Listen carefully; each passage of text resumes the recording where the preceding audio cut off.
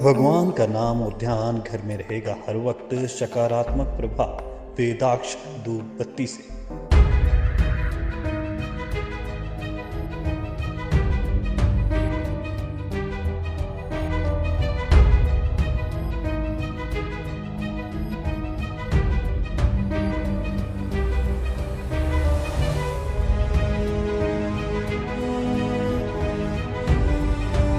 संगत का बहुत अच्छा रिस्पांस मिल रहा है और वो हमें आकर मिल रही है।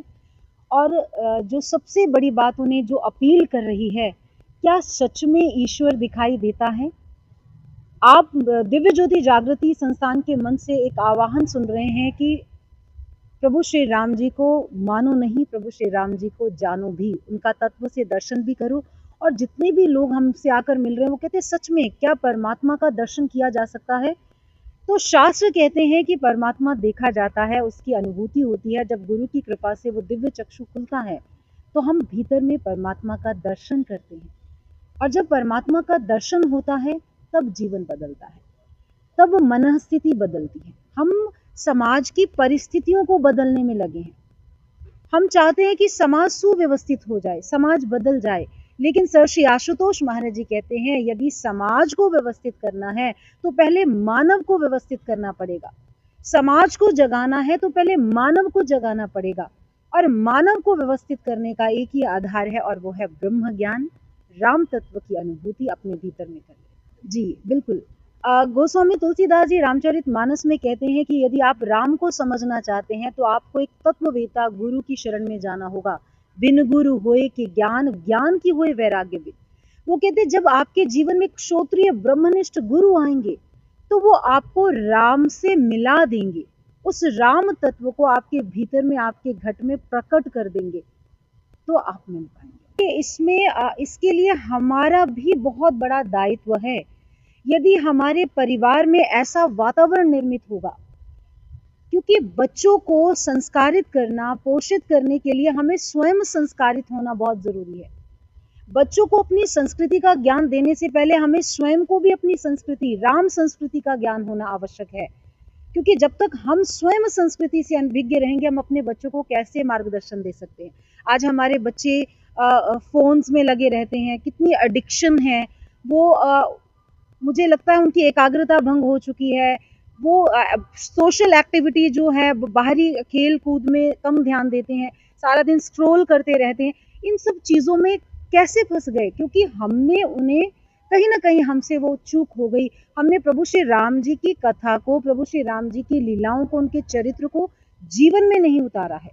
और महर्षि अक्सर एक बात कहा करते हैं कि हमें बच्चों पर काम करना बहुत जरूरी है, क्योंकि बच्चे हमारी संस्कृति का, हमारे भारत का, हमारे विश्व का वो बीज है। और यदि किसान बीज पर काम नहीं करता है तो फसलें नष्ट हो जाती हैं, और यदि बच्चों पर काम ना हो तो नस्लें नष्ट हो जाती हैं। और राम जी की कथा तो बच्चों को संस्कारित करती है, बड़ों को उन संस्कारों को याद दिलाती है, स्मरण करवाने के लिए ये राम कथा आई है। देखिए, हमें अपनी संस्कृति की और संस्कारों की ओर बढ़ना है। यही प्रयास कर रही है दिव्य ज्योति जागृति संस्थान। मैं आपको बताना चाहूंगी कि गुरुदेव महर्षि की कृपा से कामधेनु गौशाला का निर्माण किया गया, जहां पर भारतीय देसी नस्ल की गायों का संरक्षण व संवर्धन किया जाता है। महर्षि ने कहा गो, गीता, गायत्री, गंगा ये हमारी संस्कृति के आधार हैं, और गाय तो अत्यंत पवित्र है। और यदि हमें राष्ट्र को सुदृढ़ बनाना है तो हमें अपनी गौ माँ की रक्षा करनी होगी। और दिव्य ज्योति जागृति संस्थान केवल कहता नहीं है, गुरुदेव महर्षि की कृपा से हम वैसा करते हैं। और आप विजिट कीजिएगा जरूर। नूर महल में बहुत विशाल स्तर पर कामधेनु गौशाला है, जहाँ पर बहुत भारतीय देसी नस्ल की गायों का संरक्षण संवर्धन होता है। आप देखकर प्रसन्न होंगे, आपको लगेगा कि क्या सच में हम फिर से अपनी संस्कृति की ओर बढ़ रहे हैं। अब वेद मंदिर है हमारा, वेद मंत्रों का उच्चारण होता है, छोटे छोटे बच्चे उनका उच्चारण करना सीखते, अपनी संस्कृति की ओर बढ़ रहे हैं। और सबसे बड़ी बात मैं आपको बताना चाहूंगी कि गुरुदेव महर्षि बच्चों के लिए इतना प्रयासरत हैं। उनको लगता है कि बच्चों को शिक्षा और दीक्षा दोनों मिलनी चाहिए। उनका हमेशा एक प्रयास रहता है कि हमने अपने बच्चों को गोदाम नहीं बनाना है जानकारी का, कि उन्हें जानकारी तो हो, लेकिन जब परिस्थिति उनके जीवन में आए तो वो अव्यवस्थित हो जाए, वो विचलित हो जाएं, संघर्षों से घबरा जाएं। इसलिए उनको शिक्षा के साथ साथ हमें दीक्षित भी करना है, उस राम तत्व के साथ जोड़ना भी है। इसीलिए गुरुदेव महर्षि की कृपा से हमारा एक प्रोजेक्ट है मंथन, जिसके अंडर बहुत सारे स्कूल चलाए जा रहे हैं। और सबसे अच्छी जो बात है कि गुरुदेव महर्षि ने सबसे पहले उन बच्चों का चुनाव किया जो अभाव ग्रसित है, जिन्होंने या तो पढ़ाई छोड़ दी है या छोड़ने की कगार पर है। क्योंकि महर्षि कहते हैं उन बच्चों को पढ़ने का अधिकार है, वो राष्ट्र की नींव है। हम उनमें उनको पढ़ाई में उनका सहयोग करें, उनको स्पॉन्सर करें, और ताकि वो राष्ट्र के लिए कुछ कर पाएं। और आज मुझे बड़े गर्व से ये बात मैं कहना चाहूँगी कि मंथन स्कूल से जो बच्चे हैं वो निकल कर IIT, CA ऐसी ऐसी पोस्ट पर सिलेक्ट हो रहे हैं, जिन्हें मुझे लगता था कि शायद वो कभी पढ़ नहीं पाएंगे।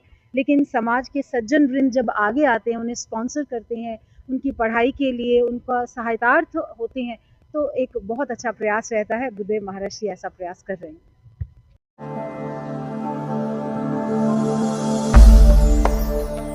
भगवान का नाम और ध्यान घर में रहेगा हर वक्त, सकारात्मक प्रभाव वेदाक्ष धूप बत्ती से। वेदाक्ष ज्योति सेवा संस्थान द्वारा अभिमंत्रित धूप बत्ती रोज मोगरा और बेलपत्र की महक से लक्ष्मी का होगा वास। वेदाक्ष धूप बत्ती।